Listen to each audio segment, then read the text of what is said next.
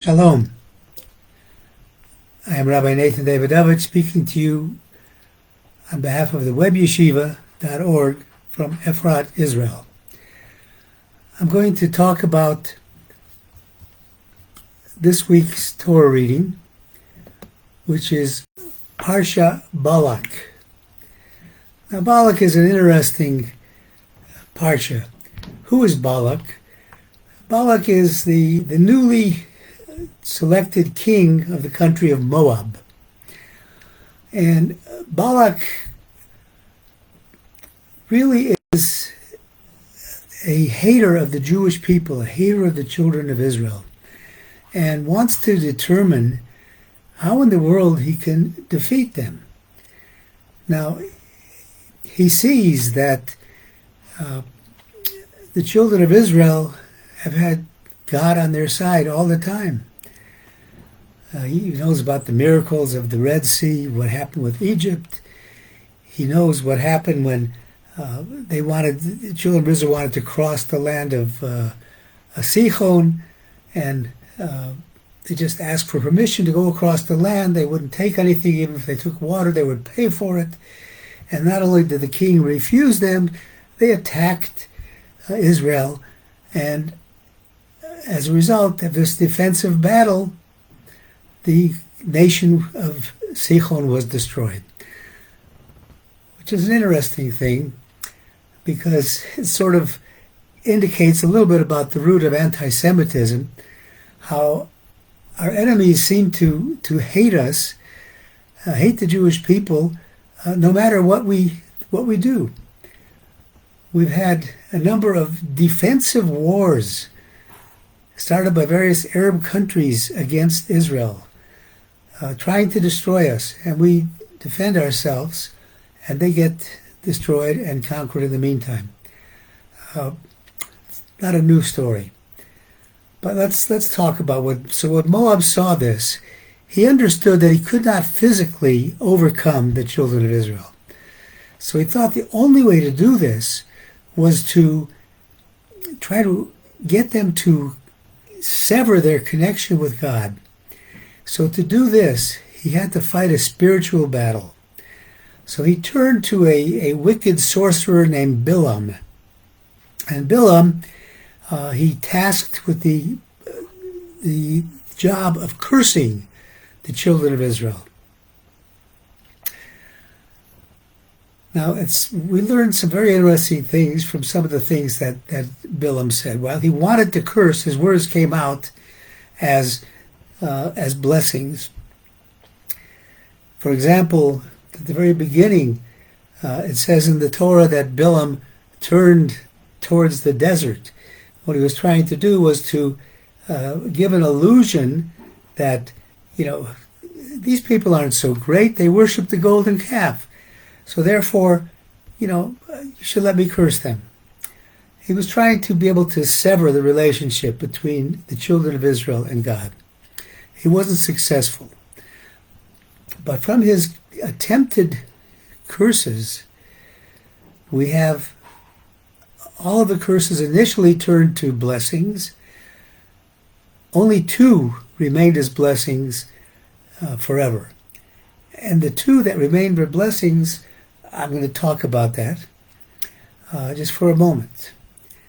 And that was the sentence that says, and this is a very famous sentence, we use this in our daily prayers, Ma tovu ohalech Yaakov mishkanosech Yisrael. How goodly, how wonderful are your tents, O Israel, your dwelling places, O Israel.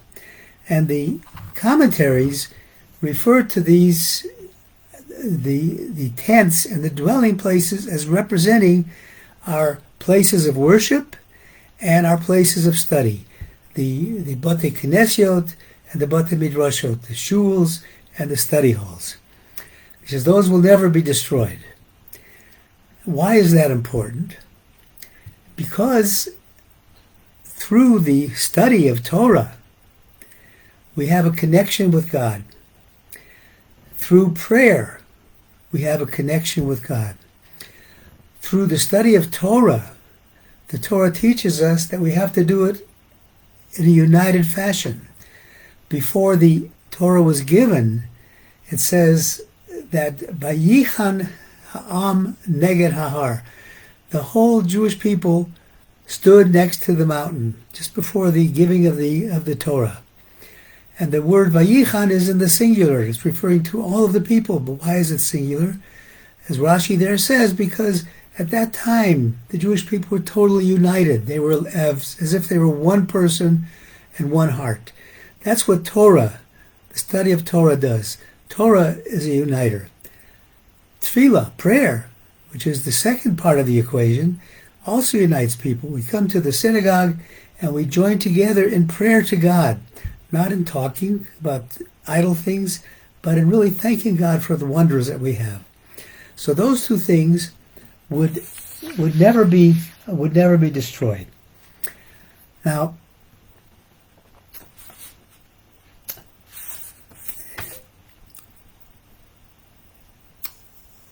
Balaam recognized that this was the remedy. The only way he could possibly get the king of Moab to be able to conquer the Jewish people was to be able to sever that connection between Torah, between prayer. He wasn't successful. In fact, he gave this Matovu prayer statement, which really he meant to be a curse. He wanted to say how bad they were, and it came out as how good they were. And that lasted. That's a message of unity for us. Another interesting thing he said was, it says, Lo hibit avon b'Yaakov.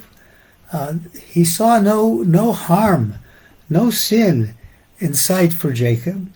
Lo ra amal b'Yisrael. Nor did he see any woe, anything bad with the children of Israel. Hashem alakav imo. God is with them all the time. And what does that mean? He didn't see anything bad. So the Holy Orach Chaim HaKodesh has a very interesting statement on this. He says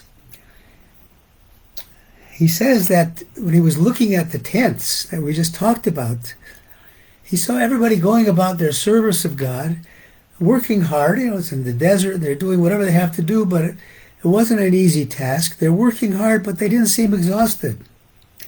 So the Holy Orach Chaim says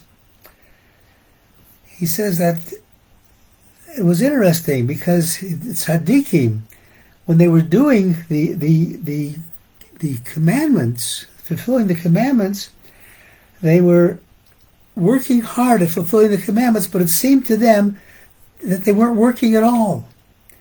It looks like we're hard work, but it wasn't. We have the old Yiddish expression, "Es ist schwer zu sein ein Yid," meaning it's difficult to be a Jew. No, he's pointing out that Balaam saw that it was very easy. Why? Because even though they're working hard, as the Orach Chaim says, he says, "Ein lahem amal ba'asek haTorah." He says it's not hard work studying Torah, doing mitzvos, because what does this do? What does this do? It gives you strength. Rabbi Shia Twersky, Alav Shalom, Dr. Twersky, gives a parable from the Dubna Magid to help us understand this. He says there was a wealthy merchant who arrived on a ship, and he hired a porter to bring his belongings to his house. And after a bit, there's a knock on the door, and there's the porter just struggling, all sweaty, all out of breath.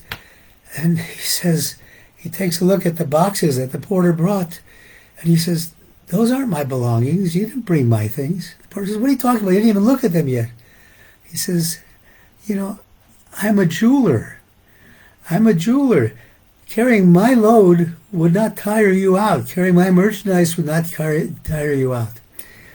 That is the message about being a Jew, observing the mitzvahs and the Torah. It's like the diamond merchant. You're carrying the jewels. It's very light. It might look like heavy work, but it's not heavy work. It's easy for us to do. And the message that the Torah has given us through the words of this wicked person, Balaam, is that we too can fulfill all these mitzvahs, and it's not hard. It's not difficult.